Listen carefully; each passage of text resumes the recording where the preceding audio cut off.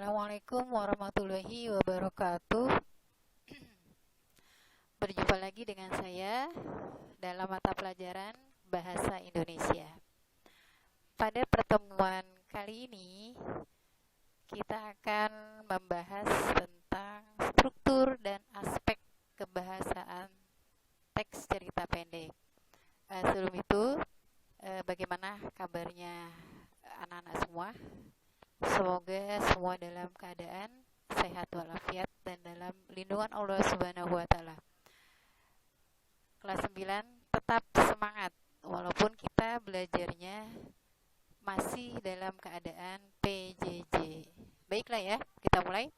Struktur dan aspek kebahasaan teks cerita pendek. Struktur teks cerita pendek di antaranya adalah orientasi, rangkaian peristiwa, komplikasi, dan resolusi. Nah, sekarang kita lihat pengertian dari masing-masing. Nah, orientasi adalah penentuan peristiwa, menciptakan gambaran visual latar, atmosfer, dan waktu kisah, pengenalan karakter, dan arah menuju komplikasi. Jadi sebelum komplikasi, nah kita ada orientasi dulu atau diawali dengan orientasi terlebih dahulu. Selanjutnya, rangkaian peristiwa. Rangkaian peristiwa yaitu kisah berlanjut melalui serangkaian peristiwa tak terduga. Ya. Yang ketiga, komplikasi. Komplikasi merupakan cerita bergerak seputar konflik atau masalah yang memengaruhi latar waktu dan karakter tokoh utama mengarah ke solusi. Jadi setiap cerita, baik cerpen, novel, roman, pasti ada yang namanya konflik. Ya, karena cerita tersebut merupakan gambaran dari kehidupan sehari-hari ya. Seperti kehidupan kita kan, ya banyak atau ada, pasti ada yang namanya konflik. Begitu juga dengan cerita. Baik cerita fiksi maupun non-fiksi, ya di dalamnya pasti ada konflik. Yang keempat, resolusi. Resolusi yaitu solusi untuk masalah atau tantangan dicapai berhasil. Cara pengarang mengakhiri sebuah cerita, yaitu resolusi. Jadi dari berbagai masalah dalam sebuah kehidupan, dari sebuah cerita, nah diakhiri dengan solusi dari permasalahan atau dari konflik yang ada. Karena dalam kehidupan pun insya Allah setiap ada konflik, ada masalah, ya insya Allah ada solusinya gitu.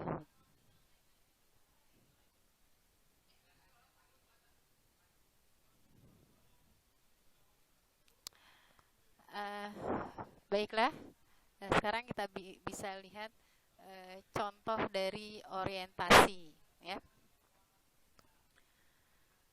Contoh dari orientasi.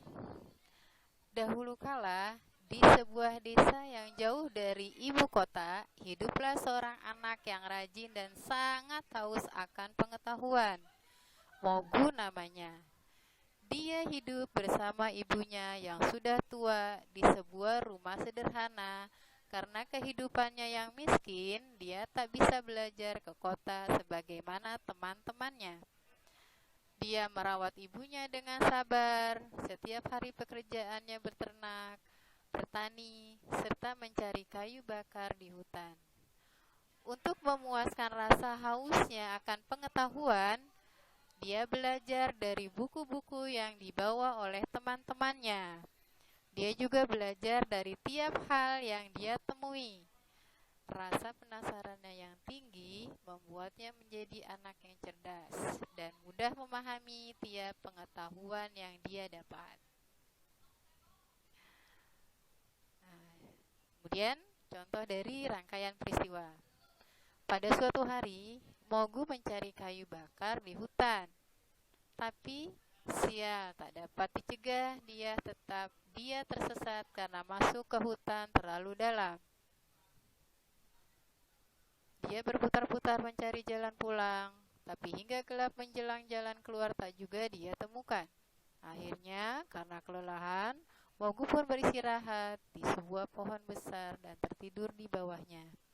Ketika tengah tertidur, samar-samar Mogu mendengar ada sebuah suara yang memanggilnya.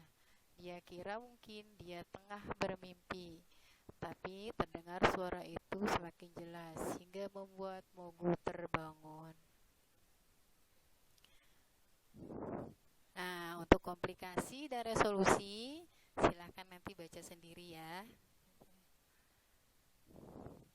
Nah, sekarang kita masuk kepada kebahasaan dalam teks cerita pendek. Dalam teks cerita pendek pun ada yang namanya kebahasaan ya. Jadi kebahasaan itu tidak hanya pada hal-hal di luar cerpen atau yang sifatnya non fiksi, ya fiksi pun di dalamnya ada kebahasaan. Kita lihat ciri-ciri kebahasaan teks naratif. Yang pertama, sudut pandang pencerita menjadi ciri kebahasaan khas cerpen.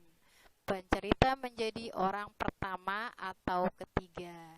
Biasanya kalau menggunakan sudut pandang orang pertama, menggunakan kata aku, saya gitu ya. Gitu. Dan kalau menggunakan sudut pandang orang ketiga, nah, di situ menggunakan nama para tokoh.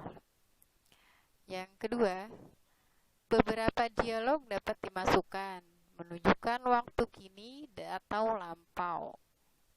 Keempat, kata benda khusus, pilihan kata benda yang bermakna kuat dan bermakna khusus, misalnya memilih kata beringin atau trembesi dibanding pohon. Maaf ya, ada dibandingkan pohon. Jadi beringin atau trembesi gitu ya. Jadi memilih kata benda khusus bermakna lebih kuat gitu ya, atau bermakna lebih khusus gitu ya, sehingga mempunyai ciri yang khas. Kemudian yang keempat, uraian deskriptif yang rinci, deskriptif yang digunakan untuk menggambarkan pengalaman, latar, dan karakter. Misalnya, baunya seperti apa yang biasa didengar, terlihat seperti apa rasanya, dan lain-lain. Yang kelima, penggunaan majas. Ya, majas, kalau kita pernah membaca majas, ya, majas itu banyak sekali ya, sampai puluhan, sampai 50 lebih gitu ya. Nah, di sini ada beberapa contoh saja ya. Penggunaan majas pada cerita pendek, ya, misalnya majas simile, ya, majas perbandingan langsung, ya. Nah, contohnya, seekor burung pipit sedang berusaha mempertaruhkan nyawanya. Dia terbang bagai batu lepas dari ketapel sambil menjerit sejadi-jadinya. Ya. Kita lihat di sini, seekor burung pipit sedang berusaha mempertaruhkan nyawanya. Dia terbang bagai batu lepas dari ketapel. Berarti terbangnya cepat ya, dibandingkan seperti batu lepas dari ketapel. Ketapel itu kalau kita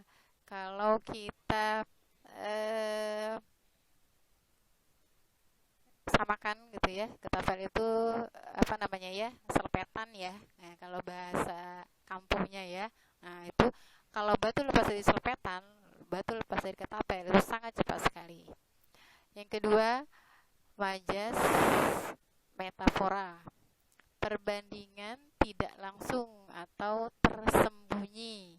Contohnya, dia memiliki hati batu. Nah, keras kepala seperti lembu. Nah, dia memiliki hati batu, keras kepala seperti lembu, ya. Itu tidak langsung, ya. Kemudian personifikasi, benda mati yang dianggap seperti makhluk hidup. Ya, biasanya disebut juga dengan majas penginsanan, ya. Contohnya, awan tertatih-tatih melintasi langit. Kerikil di jalan tampak pucat sedih. Biasanya yang tertatih-tatih itu kan manusia. Nah, ini awan tertatih-tatih. Nah, ibaratnya awan dianggap seperti manusia. Kemudian kerikil di jalan tampak pucat sedih. Biasanya pucat sedih itu kan manusia, ya.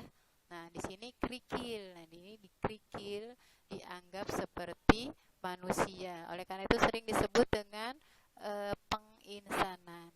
Dan majas yang lain, ya. Waktu kelas 7 kita telah belajar banyak majas, ya. Sampai sekian puluh majas, kalau tidak salah lebih dari 50. Itu. Ya, boleh dilihat-lihat lagi, dibaca-baca lagi tentang majas tersebut. Ini hanya contoh saja. Kemudian yang keenam, penggunaan pertanyaan retoris sebagai teknik melibatkan pembaca. Contohnya, pernahkah tinggal di rumah apung di sungai? Itu pertanyaan retoris, ya. Pertanyaan yang tidak perlu dijawab. Kenapa? Kita semua sudah tahu jawabannya, gitu, ya. Nah, mungkin itu saja yang bisa Ibu sampaikan, ya. Mudah-mudahan sedikit tapi bermanfaat, ya. Atas segala kekurangan mohon maaf. Kalau ada pertanyaan-pertanyaan, nanti kita lanjutkan di WA, ya. Terima kasih. Assalamualaikum warahmatullahi wabarakatuh.